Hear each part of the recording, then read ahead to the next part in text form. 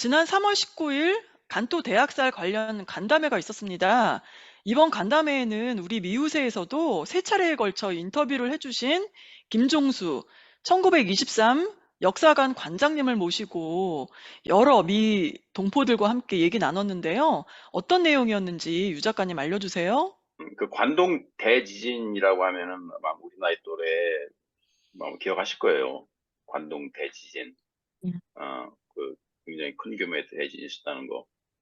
근데 그 용어가 간도 대지진으로 바뀌었더라고요, 그동안에. 간도 대지진. 네, 간도, 관동. 이 지역은 그 도쿄, 그 지역을 갖다가 간도라고 불리는 거예요. 관동. 그러니까 인구가 밀집된 그런 지역인데, 그 지역에 1923년 9월 1일 철도 수준의 그 지진이 일어났어요. 그래가지고 10여만 명이 죽었고 190만 채 정도의 집이 파괴가 됐대요. 굉장히 큰 지진이었죠. 음. 1923년. 뭐 지진이 많이 났었는데 역사적으로 특히 일본에 많이 났고 그런데 왜 간또 대지진을 우리 한인들이 왜 관심을 갖느냐? 그 이유는 많은 조선인들이 지진에 의해서 자연재해 때문에 죽은 게 아니고 대부분 사람들이 학살됐기 때문에 우리가 관심을 가지는 거거든요. 그런데 일본 정부나 한국 정부나 다 모르쇠로 일관해왔고 그래서 시민단체들이 나서온 겁니다. 나서왔고 그런 시민단체 중에서 1923 역사관 관장님이신 김정도 관장님이 그 일을 계속 이제 해오셨는데 지난주에 그 일본 그 답사 일본에 뭐 여러 번 가셨겠지만 그 간도 지역에 갔다 오셨고 그리고 최근에 그 여야 국회의원 103명 올해가 2023년이니까 1924년에서 이제 음. 100년째 해잖아요. 음. 그래서 그 주년 그 특별법을 제정을 하려고 103명의 국회의원들이 서명을 받았답니다. 특별법 제정에 동의한다는 서명을. 그 전에도 그런 노력이 있었는데 100명까지 받았대요. 근데 2019년쯤인가 제가 기억하기에는.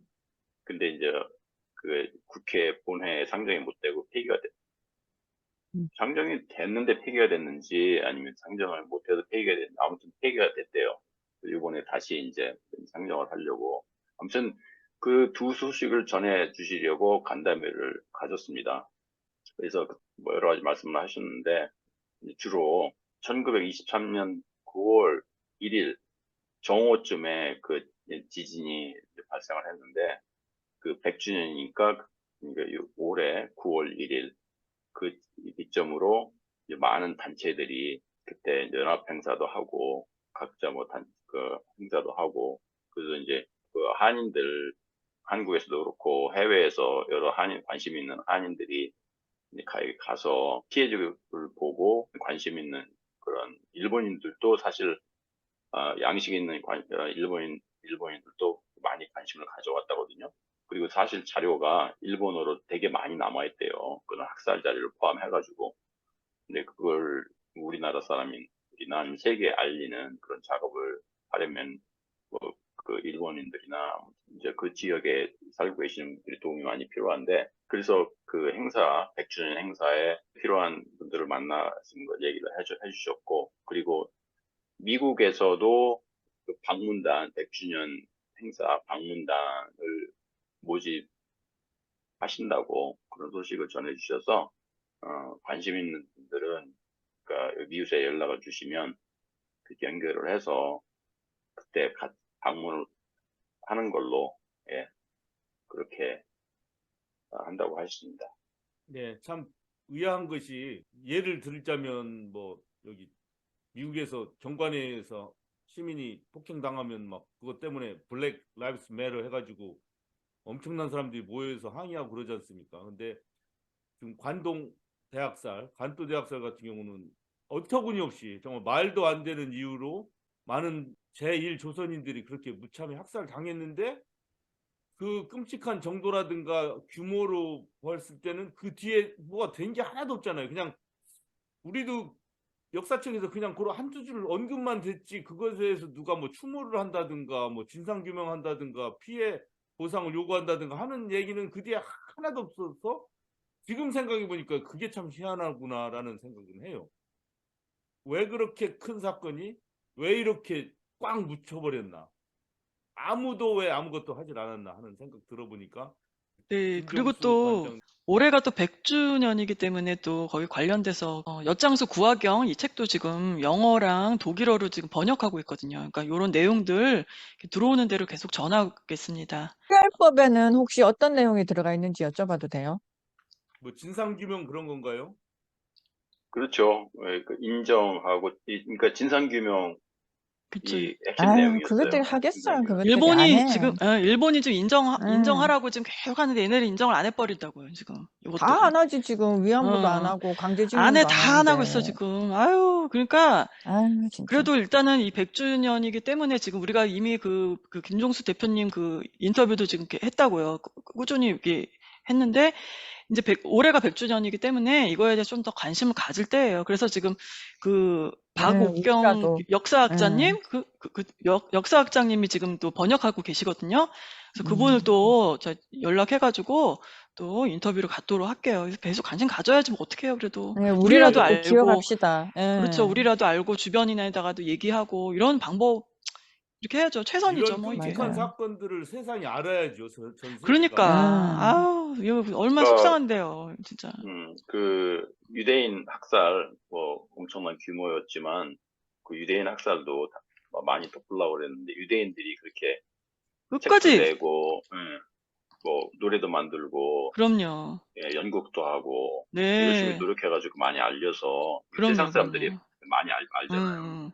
그러니까 네. 우리가 포기하지 말아야 돼요. 내가 포기하지 말아야 맞아요. 돼요. 그래야지 맞아요. 그 일본 놈들이 그걸 버티다 이게 이렇게 대밖에 안 될 방법이 없어요. 뭐 양심적으로 뭐 그렇게 인정을 안 하는 민족이기 때문에 어쩔 수 없어. 우리가 계속 기억합시다.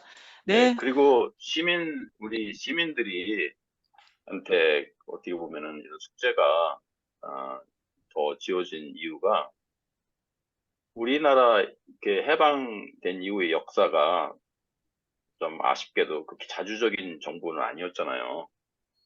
그게 이제 처음에는 대조가 되는 게 그 중국도 그때 한 800명 정도가 이렇게 희생을 당했대, 중국인들도. 그러니까 이렇게 1920년대 들어와가지고 군국주의가 강화되면서 일본의 군국주의가 강화되면서 전쟁 물자를 많이 생산을 했어야 됐어요.